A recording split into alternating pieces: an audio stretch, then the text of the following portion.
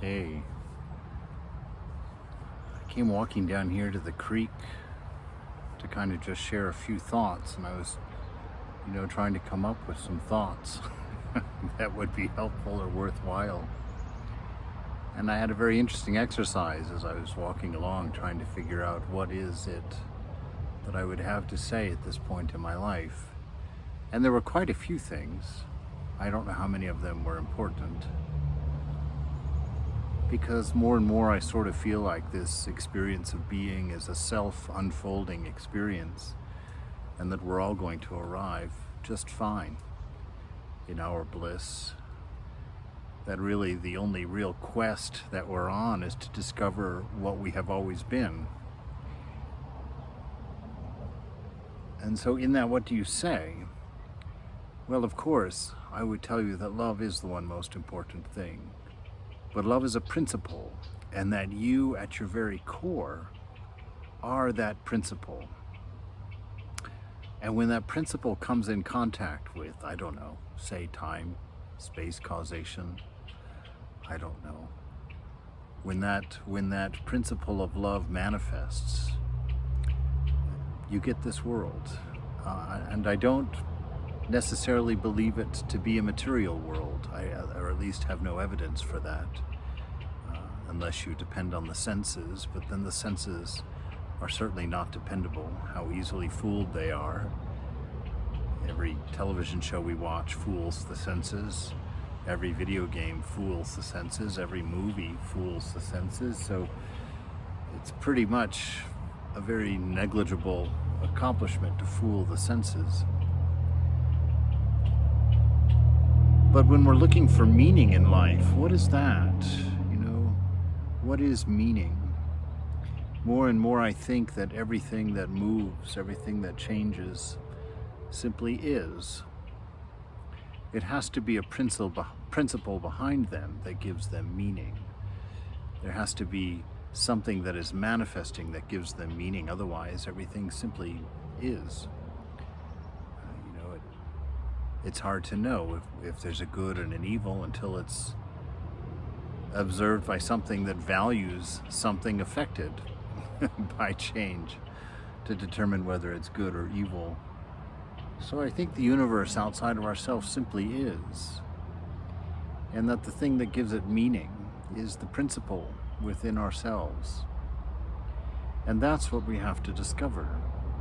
That's the mystery. What is that principle that has become you? And of course the sages have found it to be Satchitananda, but we're not looking for words. Because to discover a principle that before it's manifesting, it can't really be stated, because as it manifests, it can manifest in innumerable ways.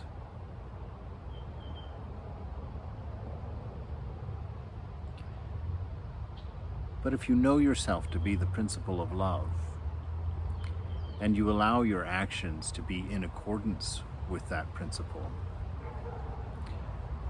if you know your principle to be wisdom, and you allow your actions, your manifestation, anything you say, think, or do, to follow that divine principle,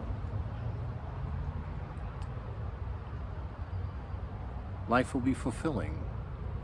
Life will be beautiful. I've been in a monastery now for 20-something years, and when I started this journey, I had no idea what would happen or what was available or what would manifest. I had great hopes, but everything existed in my mind sort of as a projection of what things might be. Myself was just myself. Even then, the changing of a place didn't really affect that. Wherever you are, there you are. And yet 25 years in, I can't express how glad I am that I made it through the most difficult times. How glad I am that I've kept this search, this quest alive in my life and haven't settled for ignorance or for pleasure. And I guess it would be curious as to say, what makes it worth it? What makes it worth it? the joy of being. I have the lines on my face that record the joy of being.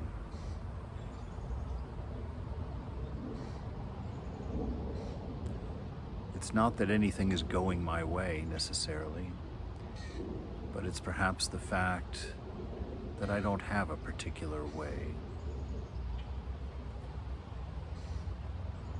This principle within us manifests the best when the mind is not projecting away, when the desires aren't putting a hook in our nose to take us somewhere imagined. That this principle within ourself generates enough bliss and enough joy to fill a life, if it's allowed. When that principle becomes what manifests in your thoughts, when that principle becomes what manifests in your words and your deeds, you'll know that you have the meaning of life at that point. You'll know that you have found out what this whole, whatever it is about that divine principle.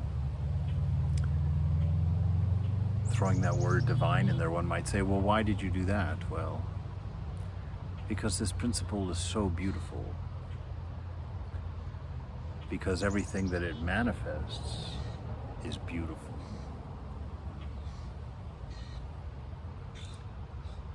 Its unselfish nature, its non-particular nature, its non-conditioned nature, and the fact that it exists everywhere freely.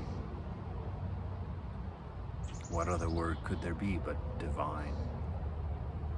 A transcendent beauty.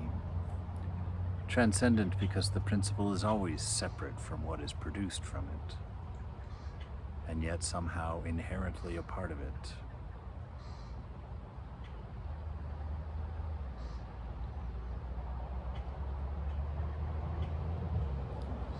Pull your sense of being out of your mind. Place it in the heart if it must be somewhere. Accept what comes as being neutral, and then create from it something according to your divine principle. Learn to do that. Learn to let go of anything else, the needs of the body, the stories of the mind, and just in a silent approach to being in the moment, manifest, wordless, thoughtless. It's unnecessary.